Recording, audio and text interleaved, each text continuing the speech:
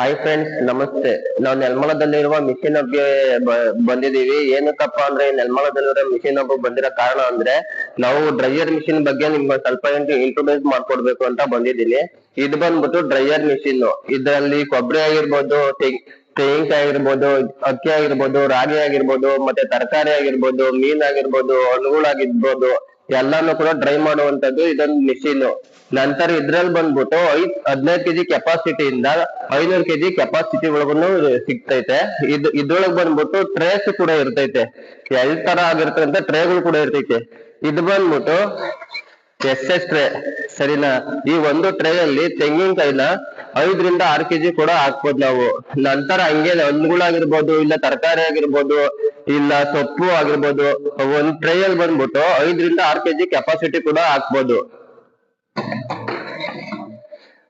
ನಂತರ ಇದು ಬಂದ್ಬಿಟ್ಟು MS ಟ್ರೇ. ಇದ್ರಲ್ಲೂ ಕೂಡ ಅಷ್ಟೇನೆ.